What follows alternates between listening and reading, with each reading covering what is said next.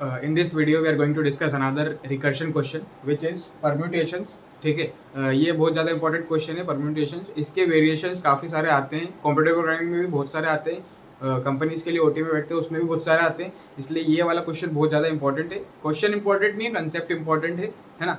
और रिकर्शन की सीरीज जो फॉलो कर रहा हो, एक के बाद एक वीडियोस देखते जाना, उसी से तुम्हारे कंसेप्ट जैसे बिल्ड होने चाहिए वैसे बिल्ड होंगे, है ना. डायरेक्ट इस वीडियो को देख रहा हो तो मैं रिकमेंड करूंगा पहले रिकर्शन की प्रीवियस वाली वीडियोस देख लेना, क्योंकि मैं प्रीवियस रेफरेंस लेके पढ़ाऊंगा. मतलब पहले ये पढ़ा रखा है तो उस हिसाब से आगे अपन कंटिन्यू करेंगे. ठीक है, तो आज का क्वेश्चन है परम्यूटेशंस. परम्यूटेशंस का मतलब ये है कि सपोज तुमको कोई स्ट्रिंग ABC मेरे को दे रखी है इनपुट में, है ना.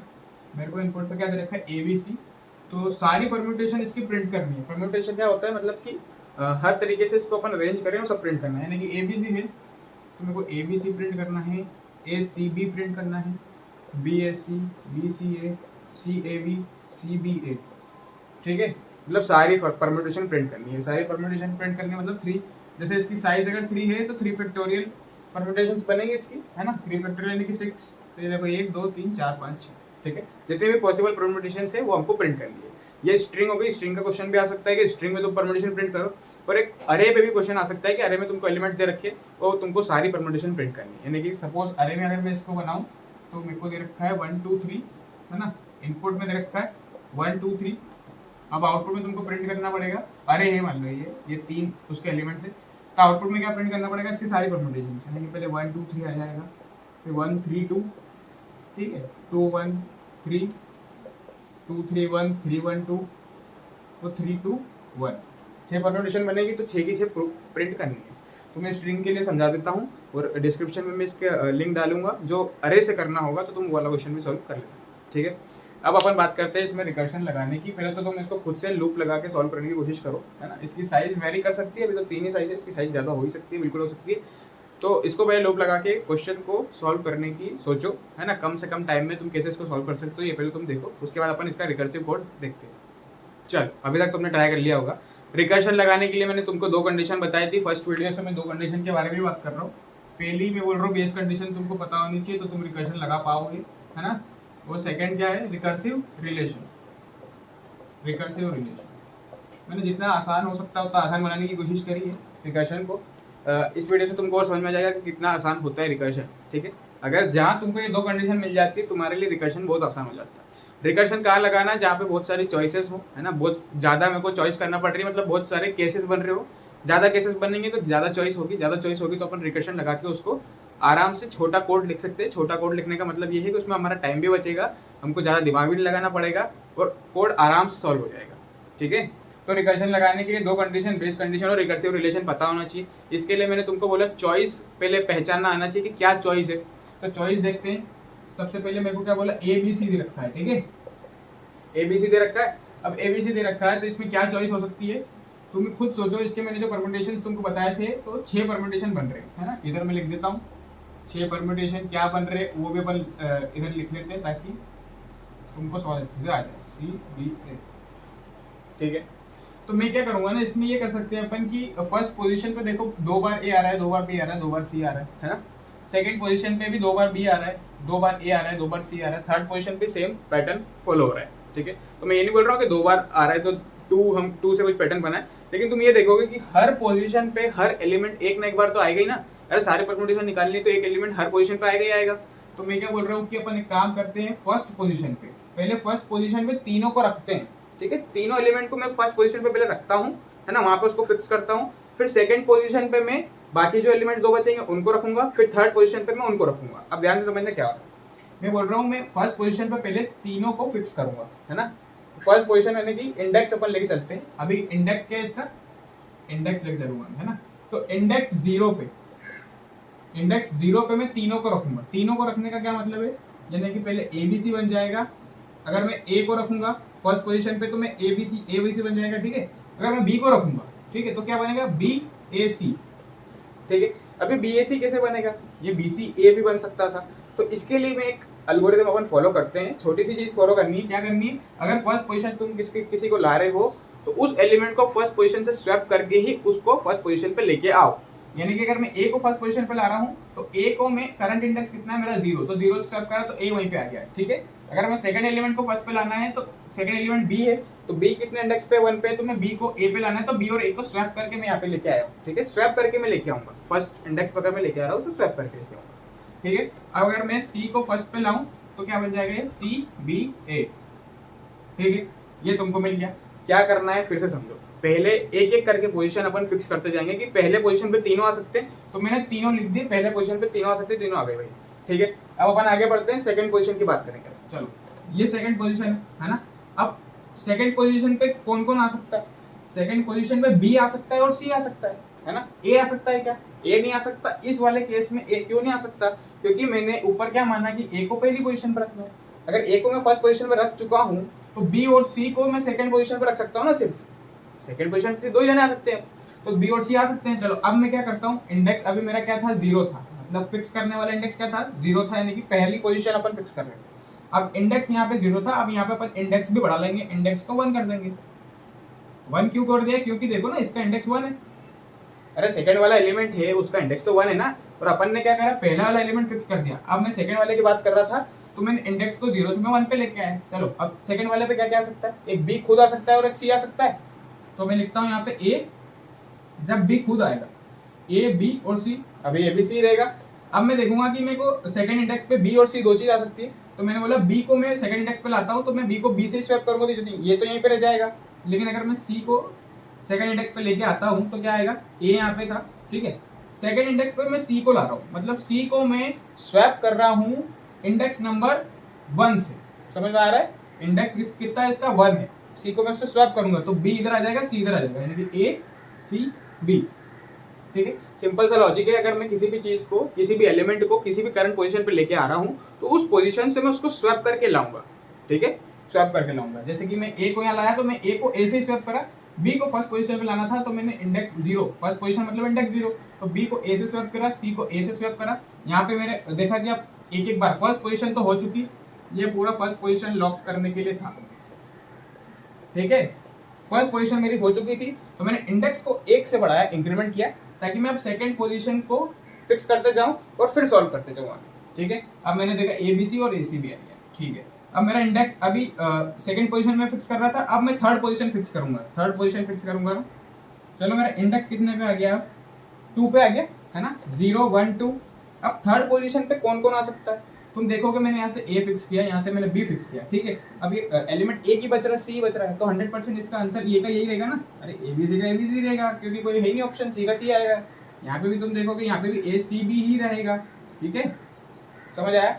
सिमिलरली अगर मैं इसके लिए भी बनाऊं, यहाँ पे भी जैसे कि मैंने बी फिक्स किया था, यानी कि फर्स्ट वाला भी फिक्स किया था ऊपर, अब मैं सेकंड वाले इंडेक्स के लिए मैं कर रहा हूँ कि वहाँ पे कौन कौन आ सकता है, तो ए और सी दोनों आ सकते हैं। तो मैं एक बार ए को ले लेता हूँ, बी ए सी, ठीक है, और सेकंड पे एक बार मैं सी को ले लेता हूँ, तो क्या हो जाएगा, बी सी ए, ठीक है। इनमें फिर अब क्या हुआ कि जैसे यहाँ पे मैंने सी को फिक्स किया तो बी सी आ गया, ए को फिक्स किया था तो बी ए सी आ गया। अब मैंने इंडेक्स मेरा 1 था, मतलब सेकंड पोजीशन में फिक्स कर रहा था, लेकिन अब मैं थर्ड वाली पोजीशन फिक्स करूंगा। थर्ड वाली पोजीशन फिक्स करने के बाद में कोई ऑप्शन बचेगा नहीं, तो वही का वही एलिमेंट आ जाएगा, तो आ गया बी ए सी, कितना आ गया, बी सी ए, ठीक है। इन सबका इंडेक्स क्या चल रहा है, इंडेक्स 2 के लिए सब किया मैंने, और ये जब हो जाएगा ना तो इंडेक्स कितना हो जाएगा इसका, 3 हो जाएगा, ठीक है। सिमिलरली मैं सी बी ए के लिए भी करूंगा, तो तुम देखोगे मैं क्या करूंगा, सेकंड पोजीशन के लिए ढूंढ रहा हूँ, तो सेकंड पोजीशन पे यानी मतलब कौन कौन आ सकता है, बी और ए सेकंड पोजीशन पे आ सकते हैं, तो मैंने यहाँ पे सी बी ए लिखा, यहाँ पे सी ए बी लिखा, मतलब यहाँ पे मैंने बी फिक्स किया, यहाँ पे मैंने ए फिक्स किया, ठीक है। लास्ट पोजीशन के लिए कौन कौन आ सकता है, लास्ट पोजीशन पे एक ही एलिमेंट है तो एक एक एलिमेंट ही आ सकते हैं, तो यहाँ पे मैंने सी बी ए लिखा और यहाँ पे मैंने सी ए बी, ठीक है। समझ में आया कैसे रिकर्सिव ट्री मैंने बनाया, किस तरीके से मैंने इसको अप्रोच किया। मेरे को चॉइस ढूंढना थी इसमें, क्या चॉइस रखूँ जिससे मैं डिवाइड कर पाऊँ, तो मैंने चॉइस ढूंढी। ये मेरे को पता था कि हर पोजीशन पे हर एलिमेंट एक ना एक बार तो आएगा ही आएगा, तो क्यों ना अपन एक एक करके एक एक पोजीशन पे जाएं और हर एलिमेंट को मौका दे कि तू यहाँ पे आ सकता है। समझ में आ रहा है, वही किया है मैंने यहाँ पे, बिल्कुल ए को मौका दिया पहले पे आ जाए, बी को दिया कि तू भी पहले पे आ सकता है, सी को भी दिया कि तू भी पहले पे आ सकता है। जब नीचे आता गया रिकर्शन में तो मैंने देखा कि अब सेकंड पोजीशन पे मैंने चेक किया, तो सेकंड पोजीशन पे कौन कौन आ सकता था, तो बी और सी आ सकता था।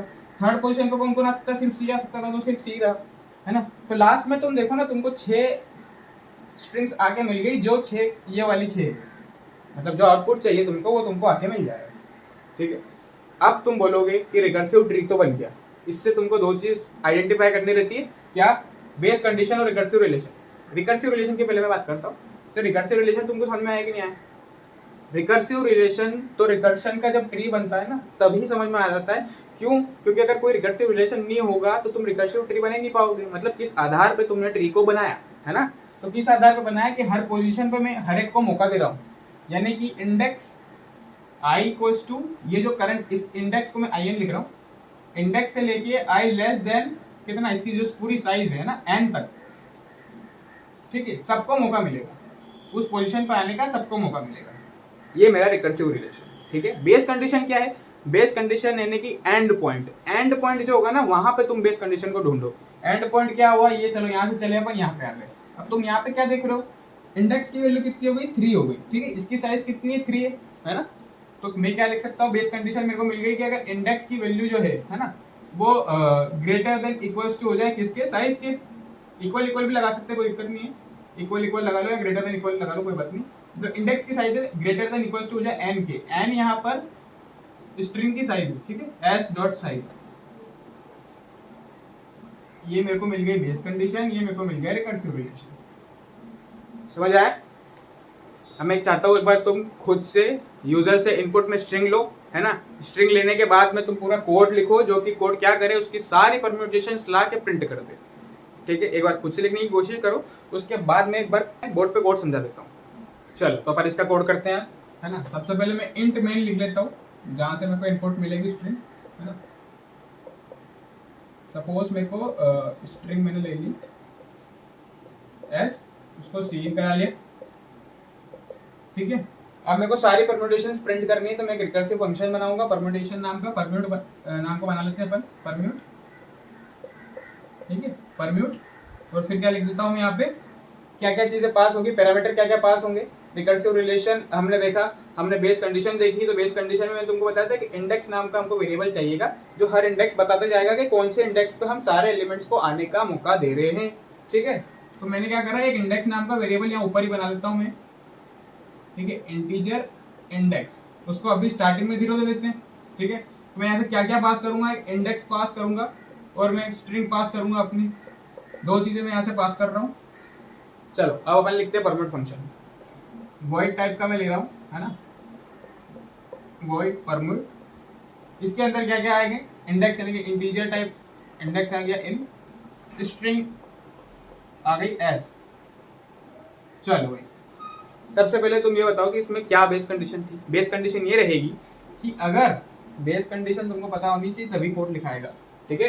तो बेस कंडीशन क्या थी कि अगर मेरा जो इन है यानी कि इंडेक्स जो है वो स्ट्रिंग की साइज से बाहर चला जाए, जैसे लिखूंगा इफ इन, ठीक है, ग्रेटर देन इक्वल्स टू हो जाए एस डॉट साइज के, ठीक है। तो मैं क्या कर दूं, जब वो साइज के ही बाहर चला जाए तो मैं क्या कर दूं, तो मैं प्रिंट कर दूं पहले तो एस को, है ना, प्रिंट भी तो करना पड़ेगा, तो लास्ट में आके उसको प्रिंट कर दूं और फिर मैं वहां से रिटर्न हो जाऊं, ठीक है। यहाँ पे मैं लिख रहा हूँ सी आउट, यहाँ से मुझे एक परम्यूटेशन मिल गई और यहाँ से मैं रिटर्न कर रहा हूँ कोड को, ये मैंने रिटर्न कर, ठीक है। बेस कंडीशन बिल्कुल क्लियर हो गई माइंड में। लास्ट में आते आते अपन ने देखा था कि अपन को परम्यूटेशन जो मिल रही है वो किस फॉर्म में मिल रही है, अपने को उसी स्ट्रिंग की परम्यूटेशन उसी स्ट्रिंग में मिल रही है, क्योंकि अपन स्वैप कर रहे हैं चीजों को, ठीक है। तो आउटपुट में वही वाली स्ट्रिंग मिल रही है ना नीचे आके। अगर मैंने पूरा ट्री बनाया था, अभी ए को फिक्स किया था, फिर बी को फिक्स किया था, है ना, इधर सी को फिक्स किया था, फिर सेकंड पोजीशन फिक्स की थी, तो जब लास्ट में जो मेरे को ए बी सी बी ए सी और ये सब मिल रहा था वो ओरिजिनल स्ट्रिंग में ही तो हम चेंज कर रहे हैं, उसी को तो स्वैप कर रहे हैं बार बार, है ना। तो हमको वो प्रिंट करना पड़ेगी यहाँ पे, ये मैंने कर दिया। अब रिकर्सिव रिलेशन क्या है मेरा, तो मैंने क्या करा, फॉर लूप लगा दिया भाई, integer type I equals to, index से चलूंगा मैं आई लेस देन साइज तक, एस डॉट साइज तक, ठीक है, आई प्लस प्लस। क्या करूंगा मैं, स्वैप करूंगा, पहले उसको उसकी पोजीशन पे लेके आऊंगा। तो पोजीशन पे मैं जब लेके आ रहा हूँ तो मैं स्वैप लिख देता हूँ यहाँ पे, है ना। फर्स्ट पोजीशन मैंने फिक्स की थी तो मैं फर्स्ट पोजीशन पे उसको लेके आऊंगा ना, तभी तो फर्स्ट पोजीशन पे आएगा। तो इंडेक्स नाम का जो है ना ये हमेशा मेरे को पोजीशन बताएगा कि किस पोजीशन पे को मैं फिक्स कर रहा हूँ, किस पोजीशन पे मैं सारे एलिमेंट्स को आने का मौका दे रहा हूँ, ठीक है। तो मैंने यहाँ पे स्वैप लिखा और क्या लिखूंगा स्वैप में, स्ट्रिंग ऑफ इंडेक्स इंडेक्स से स्वैप कर दे भाई तू स्ट्रिंग ऑफ आई को, ठीक है। ये स्वैप करता जाएगा, इंडेक्स से चलेगा, स्वैप करता जाएगा।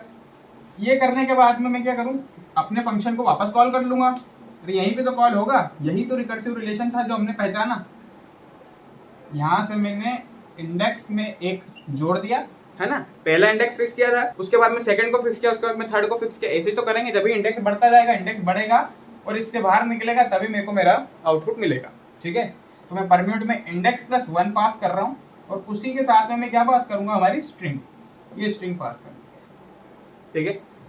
ये फॉर लूप मेरा यहाँ स्टार्ट हुआ था और अगर मैं इसको यहाँ पे क्लोज कर देता हूँ तो तुमको लगेगा कि ये इसका कोड हो चुका है, ठीक है, लेकिन ये कोड अभी अधूरा है ना। एक बार मैं चाहता हूँ कि तुम इस कोड को करो और तुम खुद सोचो, एक स्टेटमेंट और आएगा यहाँ पे, और वो स्टेटमेंट क्या होगा, वो स्टेटमेंट तुमको पूरा बैक ट्रैकिंग बताएगा कि बैक ट्रैकिंग का मतलब क्या होता है ना। यहाँ पे जो स्टेटमेंट आएगा, वो स्टेटमेंट लिखने से पहले मैं एक बार फिर से डायग्राम बनाता हूँ, फिर से अपन देख लेते, थोड़ा सा मैं समझा देता हूँ, तो ज़्यादा अच्छे से बैक ट्रैकिंग समझ में आ जाएगी। मैं कुछ भी चीज़ हल्के में नहीं बताना चाहता हूँ, अपन डीप में जाके घुस के देखेंगे उसको, एक बार अच्छे से समझ लेंगे तो बाद में सारे क्वेश्चन अच्छे से कर पाएंगे, ठीक है।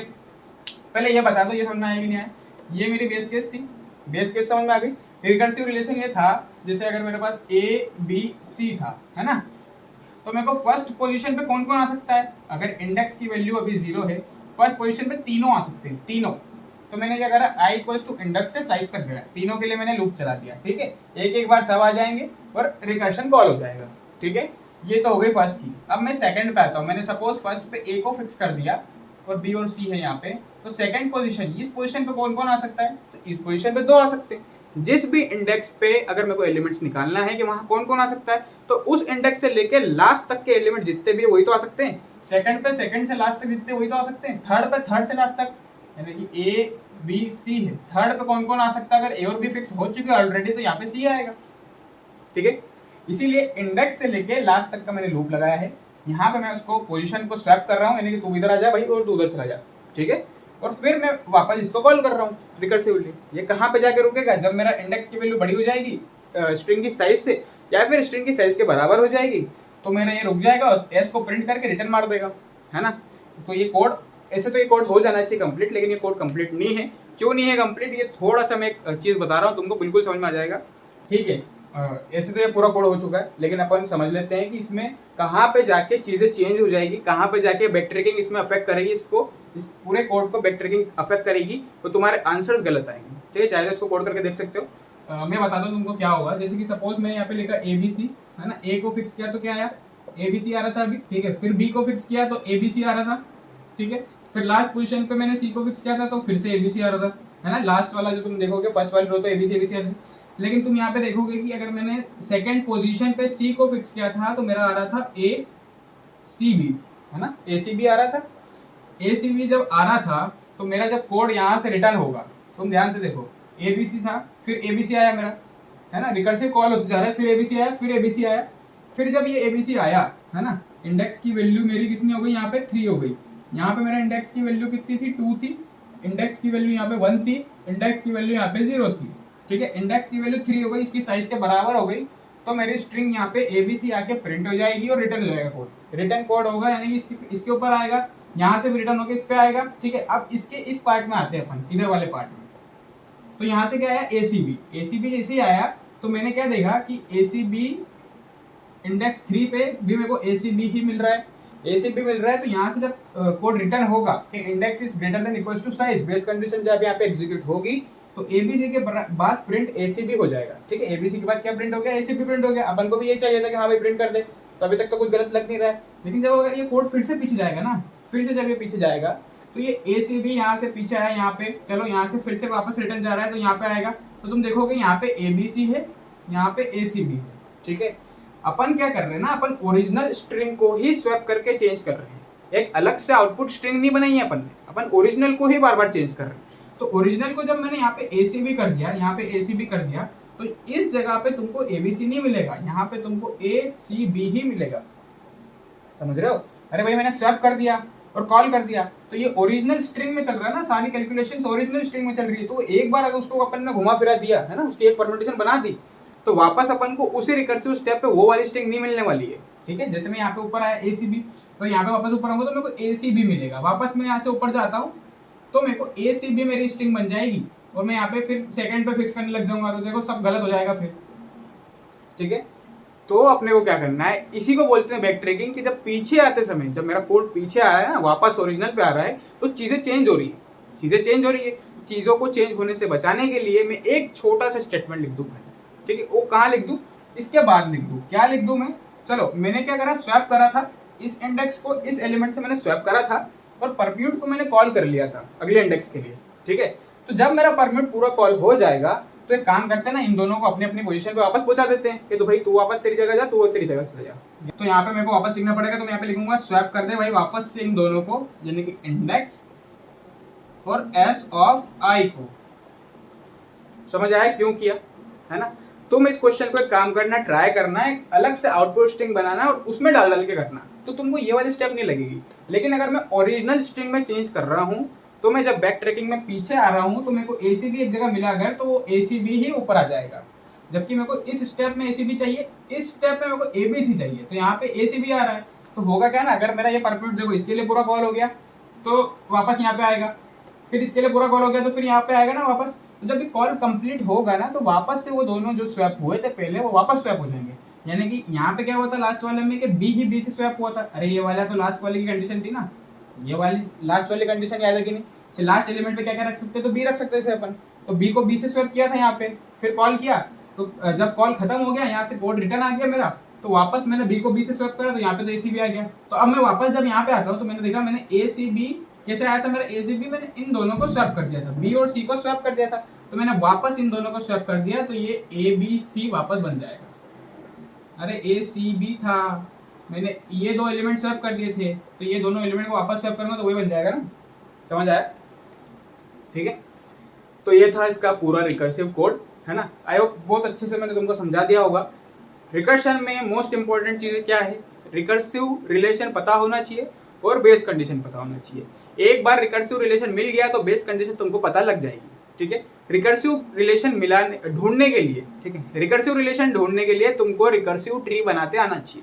रिकर्सिव ट्री बोल लो, चॉइस डायग्राम बोलो, जो बोलना है बोल लो, तुमको एक तरीके से एक स्ट्रक्चर बनाना आना चाहिए कि किस तरीके से मेरा कोड वर्क करेगा। ठीक है, बहुत सारी चॉइस है मेरे पास, ए को मैं पहली पोजीशन पे रख सकता हूँ, बी को रख सकता हूँ, सी को रख सकता हूँ, सेकंड पोजीशन पे आया, पोजीशन चेंज कर रहा हूँ, लेकिन एलिमेंट सारे वहां पे आ सकते हैं। ठीक है ना, मैंने जो तुमको बताया, पहले पे 3 रह सकते हैं, फिर दूसरे पे इंडेक्स से लेके लास्ट तक रह सकते हैं, फिर तीसरे पे उस इंडेक्स से लेके लास्ट तक रह सकते हैं, है ना। तो ये चीज तुमको ध्यान रखनी पड़ेगी कि तुमको सबसे पहले रिकर्सिव ट्री बनाते आना चाहिए। उस हिसाब से अगर तुम बना लिया तुमने, तो रिकर्सिव रिलेशन बहुत आसान हो गया कि किस आधार पे तुमने ट्री बनाया, किस आधार पे तुमने ट्री की ब्रांचेस बनाई, वो तुम्हारा रिकर्सिव रिलेशन हो गया। और जो एंड पॉइंट होगा रिकर्सिव रिलेशन का, वो तुम्हारी होगी बेस कंडीशन, यानी कि मेरा इंडेक्स जब इसके बराबर आ जाए, इसकी साइज के बराबर आ जाए या इससे बड़ा चला जाए, ठीक है, यहाँ पे इक्वल इक्वल भी लगा सकते हैं, तो मेरा सी आउट कर दे स्ट्रिंग को। ठीक है, इसमें बैक ट्रैकिंग की बात इसलिए आ जाती है क्योंकि मैं ओरिजिनल स्ट्रिंग में ही चेंज कर रहा हूँ। ठीक है, तो इस क्वेश्चन का एक अलग सॉल्यूशन भी हो सकता है ना। वो वाला सॉल्यूशन मैंने इसलिए डिस्कस नहीं किया है कि वो क्योंकि वो ऑप्टिमाइज सॉल्यूशन नहीं है, और मैं ये सोचता हूँ कि ये सॉल्यूशन समझना उस सॉल्यूशन से आसान पड़ेगा, इसलिए मैंने ये नहीं समझाया कि यार ये कठिन पड़ेगा तो मैं कठिन समझा दूँ और व्यूज आ जाए, ये बात नहीं थी। मैंने ये वाला इसलिए लिया है क्योंकि ये आसान भी पड़ेगा और बैक ट्रैकिंग अच्छे से समझ में जाएगी। ठीक है, तो इसमें बैक ट्रैकिंग अपने को अच्छे से क्लियर हो गई है। तो इसकी टाइम कॉम्प्लेक्सिटी की अगर मैं बात करूँ तो तुम देखोगे कि अगर पर्टिकुलर स्ट्रिंग दे रखी है ABC, उसकी साइज 3 है, तो कितनी परम्यूटेशन उसकी पॉसिबल है, n फैक्टोरियल परम्यूटेशंस पॉसिबल है ना। तो ऑर्डर ऑफ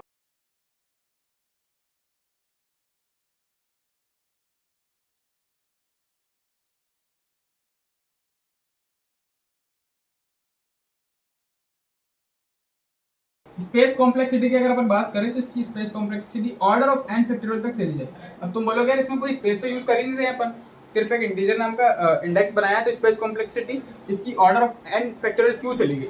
ठीक है, ऑर्डर ऑफ n फैक्टोरियल इसकी स्पेस कॉम्प्लेक्सिटी इसलिए हो गई क्योंकि जब तुम रिकर्शन कॉल करते हो ना, बार बार इस रिकर्शन को कॉल कर रहा हूँ मैं, इस स्टेटमेंट से मैं रिकर्शन को बार बार कॉल कर रहा हूँ ना, तो बार बार इतनी साइजें बनती जा रही है, रिकर्सिव स्टैक बनता जा रहा है। मतलब ये एक स्टैक होता है, वो बार बार कॉल करने पे, पहले कॉल करने पे यहाँ पे तुम्हारे वेरिएबल्स है, फिर कॉल करा, फिर वेरिएबल्स, फिर कॉल करा, फिर वेरिएबल्स आएंगे। तो ये n फैक्टोरियल टाइम इसको पूरे को अगर मैं कॉल कर रहा हूँ, तो stack space, recursive stack space, recursive stack इतनी स्पेस ले लेगा। ठीक है, टाइम कॉम्प्लेक्सिटी हो गई order of n factorial into n, space complexity हो गई ऑर्डर ऑफ n फैक्टोरियल। ठीक है, तो ये इसकी टाइम कॉम्प्लेक्सिटी और स्पेस कॉम्प्लेक्सिटी हो गई। इस क्वेश्चन में अपन ने क्या किया मैं फिर से बता देता हूँ। मेरे पास एक स्ट्रिंग थी, तो मेरे को चाहिए था इसका कंसेप्ट कि इस स्ट्रिंग को मैं किस आधार पे तोड़ूं। मेरे को दो चीज चाहिए थी, रिकर्सिव रिलेशन और बेस कंडीशन। तो रिकर्सिव रिलेशन ढूंढने के लिए मेरे को रिकर्सिव ट्री यानी कि चॉइस करनी पड़ेगी कि किस पोजीशन पे मैं सबको रख सकता हूँ। पहले मैंने चॉइस करी, फर्स्ट पोजीशन पे सबको रख सकता हूँ, फिर सेकंड पे रख सकता हूँ, फिर थर्ड पे रख सकता हूँ। ठीक है, उस आधार पे मैंने एक ट्री टाइप स्ट्रक्चर बन गया अपना। उस पे अपन ने देखा कि लास्ट वाली जो स्टेप थी उससे मैंने क्या निकाला, बेस कंडीशन निकाली। जब मेरा इंडेक्स 3 यानी कि इसमें इस केस में देखूं तो एस डॉट साइज के बराबर हो गया, एस डॉट साइज के बड़ा निकल गया। तो अगर वहां हो जाता है तो मेरे को स्ट्रिंग प्रिंट कर देनी है। इसमें अपन ने एक चीज और सीखी, बैक ट्रैकिंग सीखी। तो बैक ट्रैकिंग में क्या हो रहा था कि अगर मैंने उस स्ट्रिंग को एक बार चेंज कर दिया है ना, तो फिर मेरा सारे आउटपुट बदल रहे थे, है ना। अगर मैंने एबीसी को एक बार एसीबी कर दिया तो मेरे को जिस पोजीशन पे एबीसी ही चाहिए वहां पे भी मेरे को एसीबी मिल रहा था। यानी कि जब पीछे आ रहा था कोड मेरा तो चीजें चेंज हो रही थी अपने आप। ठीक है, तो उससे बचने के लिए बैक ट्रैकिंग देखा, तो उसमें मैंने वापस स्वैप करा। यानी कि अगर मैंने इन दोनों को स्वैप कर दिया है तो भाई तू यहाँ का कैलकुलेट कर ले, तो कैलकुलेट करने के बाद वापस इनको स्वैप कर दे ताकि मेरे को ओरिजिनल स्ट्रिंग हमेशा मिलती जाए।